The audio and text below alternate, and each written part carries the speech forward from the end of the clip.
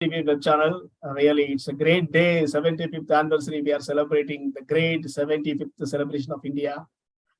A wonderful journey, 75 years since 1947. Really, we are all very much happy because the nation is celebrating this journey, this saga of India. Really, all are into this program. At this time, we have to retrospect the things because there are so many milestones, so many achievements. Really, there are so many reasons to celebrate this occasion. But at the same time, there are things that we are supposed to consider, and we have to strengthen ourselves. So today we have a special person to answer all these questions. Why should we celebrate? Where we are lagging behind?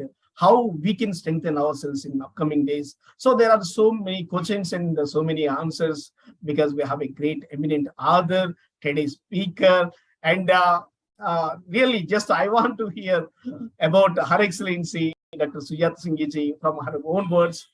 Ma'am, over to you. Just we want to hear from you about yourself, please. Thank you so much, Dr. Rajarao. And it is indeed an honor to be on this platform to speak about the 75th year of Indian independence. Yes, it's a big milestone by the number itself. And here I'm Dr. Sujata Singhi, an author, TEDx speaker, an international speaker, a nation builder, and also a sound and a spiritual scientist who works with regards to sound as medicine and the Vedic systems of the Indian philosophy towards building a better world around us. Yes, India has been the leader in all aspects, be it science, astronomy, astrology, or also with regards to health, medicine, and transportation. You talk about anything, it's always been a leader. But unfortunately, I guess somewhere we have missed it. And people like us are trying to take a step to build India again in a new form and spread happiness. Yes, Excellency. Really, that's great. People like you are doing commendable job in all fields. Really, when you are talking about that sound therapy, really, we want to hear a lot from you. Okay, we'll do it in next section, but today we'll go with our point. So it's a 75 years journey, so many milestones. As per Dr. Sujata Singhi, what are the remarkable milestones in this journey? Over to you, Hajis. Yes. First and foremost, we need to congratulate each and every citizen of India who is spread out throughout the world on this 75th year of Indian independence. The reason being, we Indians have stood the strength in the storm. There have been a lot of storms in our lives. Our ancestors, in fact, I would say for 300 years, we have noticed that through history, what has shown, we have lost a lot from ourselves. We have lost our own culture. We have lost our own philosophies. We have lost our own humanity, which was profoundly there in our country. And despite losing all of this, in the economic front, the sociological front, philosophical front, the scientific front, we have lost everywhere because we have been invaded. And in this invasion, India still stood strong and it's had tremendous milestones to speak about. Whether it is regards to science, India has gone from moon to Mars. If we talk about medicine, in this pandemic, it is India who has come to the rescue of the whole world. It has believed in the concept of Vasudhaiva Kutumbakam and has acted on it. Often people wonder that India is a land of snake charmers and people who worship deities in the form of animals, the elephant head god and the god who has a snake around his neck. But have you ever wondered, why do we Indians worship them? There is a deep science associated to it. And once the people understand this science, I guess, India is anyway the world leader in various aspects, but it's also the world leader in spiritual sciences. I would say sciences because now the Westerners have understood this concept and there are more than 50 universities only in US, which is working towards making it a form of education. So keeping this as our base, I would like to talk about, be it sports, be it research and development in space, our ISRO, Indian Institute of Science, our IITs, our IIMs, we have had tremendous growth throughout these institutions. So second, India in education. Third, first I have talked about health, wherein the pandemic has been handled by India. We come about education. Look at the corporate leaders who are leading Indians. Again, let us come to the next aspect of the mortality rate. India is coming almost to the top, wherein we have a mortality rate which has gone down, and expectancy, human expectancy, has gone up to nearly the highest in the world. We are 72.19 years old, human expectancy, wherein the world is having 73.19. So we are nowhere behind. India has got its infrastructure, the largest and the strongest infrastructure with regards to railways. India stands first. Again, with regards to the infrastructure in industrialization, India is coming just next to China. So it is not far before we see our GDP becoming the #1 in the world. Again, why talk only about India? Its contribution to the world. India has been that country which has helped hand in hand with the UN and allowed those troops which no other country could do. Again, with regards to its research and development, India has always believed in peace. So it stands #1 in that as well. Now, why do we talk about anything else? What about the human resource? Indian human resource is the youngest in the world, and our youth has shown to have those leadership qualities which the world looks forward to. India has become the ideal for the world to look up to, and the leadership styles which has followed, we have had all these philosophies embedded in our DNA. So Indians, wherever you are, whatever you do, remember the ethics and values which we need to follow is in our DNA. Grow up to it. See that the education that you have had. Look at the gender empowerment which India has now. Look at the education systems that we have. Look at the medical facilities we have. Look at the tourisms we attract. Look at the infrastructure. Look at the economic development. Look at the GDP. Look at the industrialization. Though India is an agrarian country, India has stood up to prove itself that not just agriculture, it has the way to see from Mars to the moon, where the world is still thinking about it. We do not look at invasion. We look at peace throughout the world. And though the country has suffered a lot, it is coming from a space of compassion because it is the land of spirituality. So look at the beautiful bouquet of life which India offers. It has found its strength, sports, medicine, research and development, education, infrastructure, industrialization, agriculture empowerment. It has become the food bowl of the world, to the exports of wheat, to the exports of fruits, vegetables, everything edibles we find from India. Be proud to see yourself as that Indian who has given the right to be happy to the world. So yes, India has got many, many milestones. I've just touched upon the major 8, but it's got many. You want to know more, you just have to talk to an Indian who's proud to be an Indian, and you will know what India is. Really, it's like a journey, Excellency, the way you are speaking. Actually, just let me say my experience. While I was interacting with one of our speakers, they said that just we are one step away from becoming a superpower. But you said that we are already superpower. We definitely are. And we always... Really, that's so amazing because when she said we are one step away, I feel thrilled. Oh, we are very much close to our destination. But you said that we already reached, and the examples that you have given really fantastic. Especially while you are speaking, the confidence, really, that's amazing, Excellency. Really, nation needs people like you because we have to see India with your eyes. But if you see India with my eyes, there are certain areas where we are lagging behind. So, first of all, I want to talk about the poverty, hunger, death, malnutrition. So there are, of course, the way India handled the pandemic, I appreciate that, but still there are billions of people who suffered. We have also see the other side of the coin. So there are certain areas where we are lagging behind. So they must be addressed.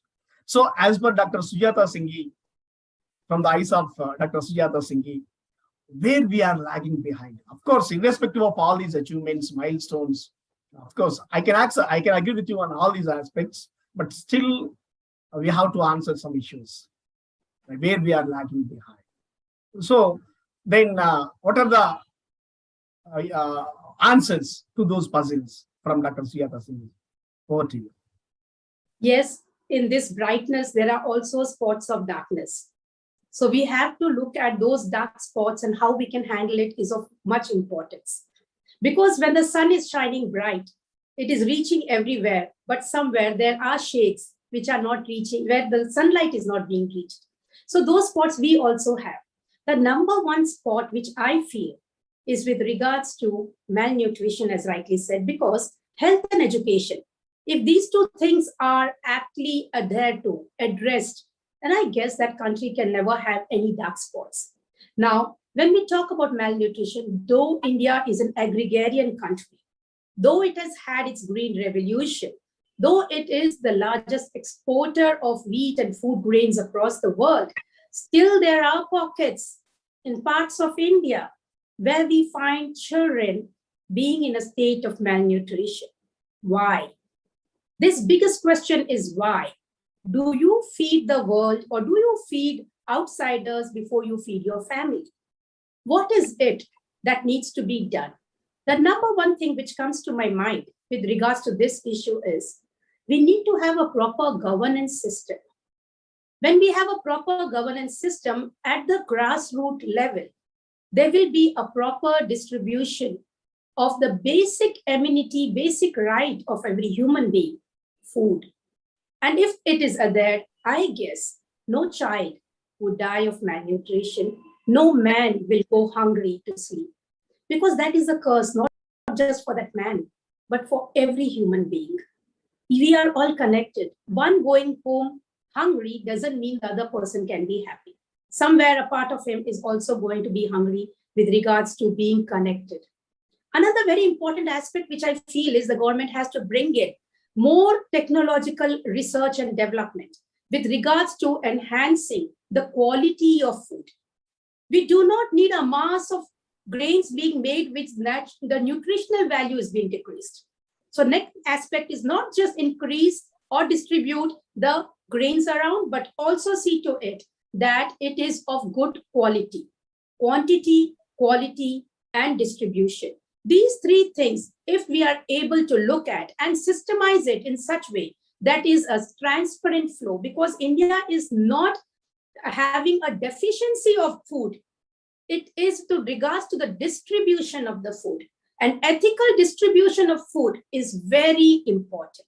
We are lucky to have a wonderful climate throughout the country, though it is diverse. We are lucky to have the natural resources which are needed for the grains, the natural resources needed for those nutritious food that we need. But unfortunately, there is a big gap. And I would very openly and very daringly say that system needs to be changed.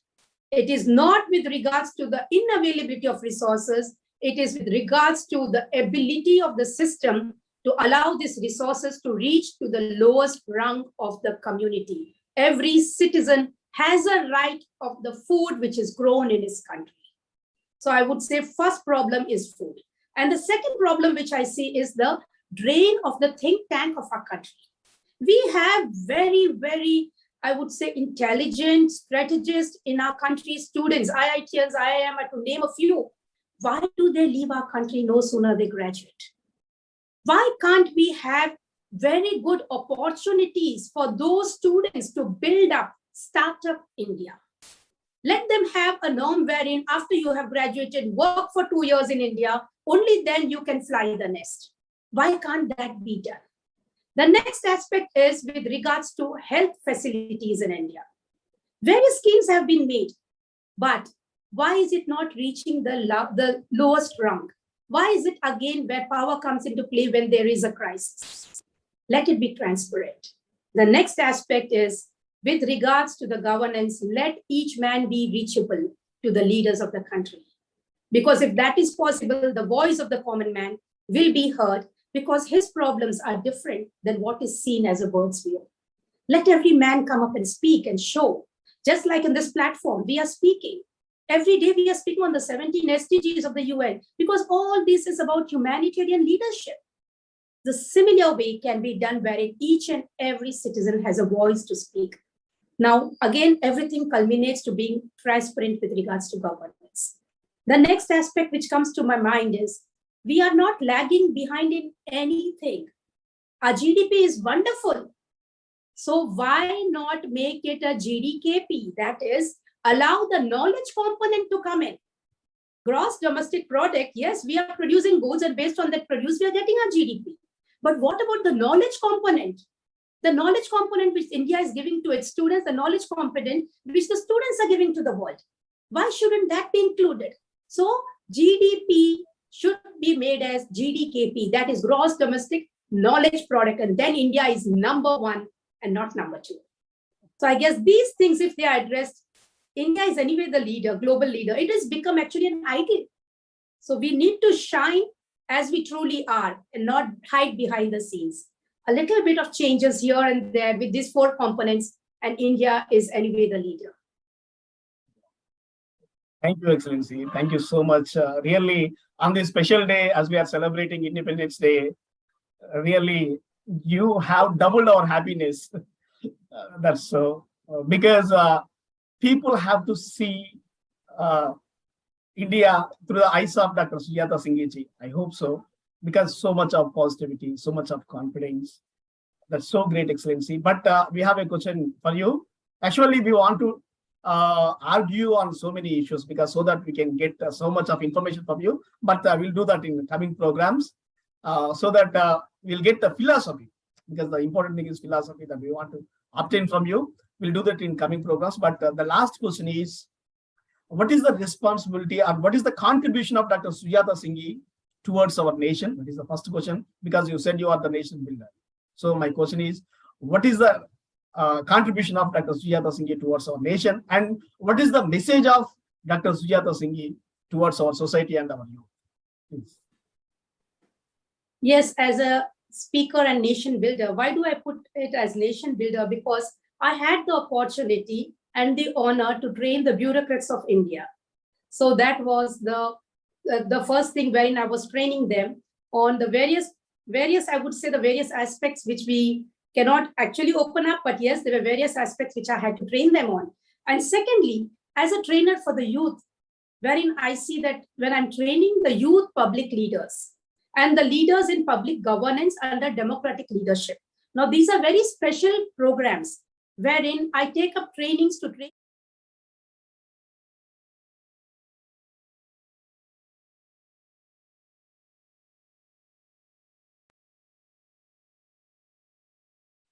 Welcome to Times India TV web channel. Really, it's a great day, 75th anniversary. We are celebrating the great 75th celebration of India. A wonderful journey.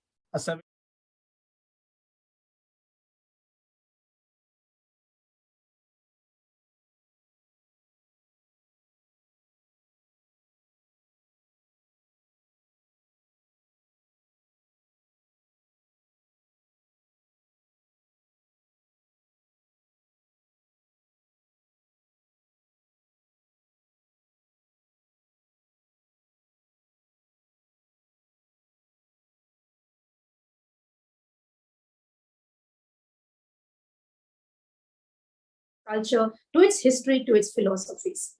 And the second thing is, see to it that you start owning things rather than just knowing. Many people say, yes, I have studied so much and I know so much, but are you practicing it? Are you owning it? Are you making it a part of your life? I have seen people speaking about environment, but at the same time holding a plastic bag in the hand. So yes, knowing versus owning is very important. Choose owning. Knowing you can know from anywhere, but once you know, start owning it. The next aspect is always look at what you can give. This is the biggest question. What can I give? On the contrary, there are people who say, what will I gain? Let's turn this table and say, what is it that I can give? And if you understand this question, there is a deep understanding of why we humans are together on this planet. We are going to give each other, and in return, we receive manifold. But if you focus on receiving, our giving becoming less, the cycle becomes smaller, and you will receive minuscule. So yes, what can I give?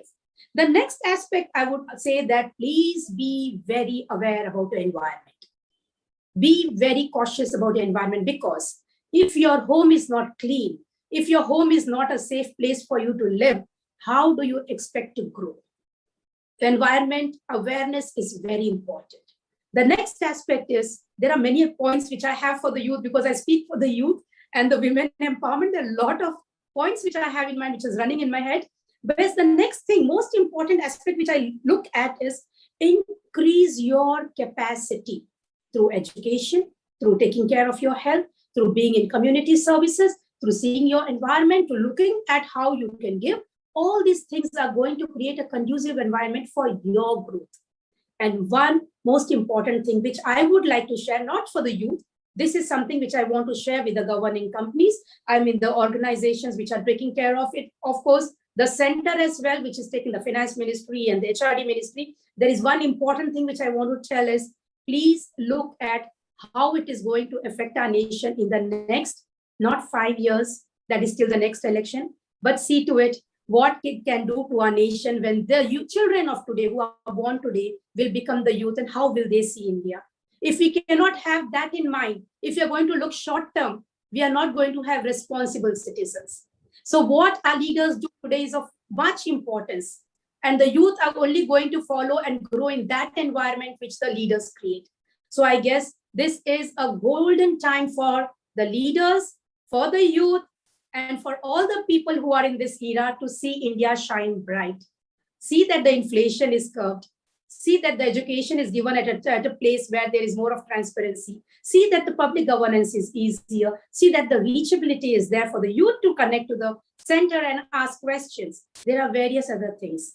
Of course, this talk can go on for us, but I would like to share that these are some of the points which I have experienced personally, and I have seen that where we are having a setback. And that is why I have put up these thoughts. There would be many, many more, and I know they are, which are also running in my head. But due to the time constraints, some of the important things which even I have seen is what I have shared. Youth, you are the hope, you are the power. Stay strong. So great, that's so great. Actually, here you are the power.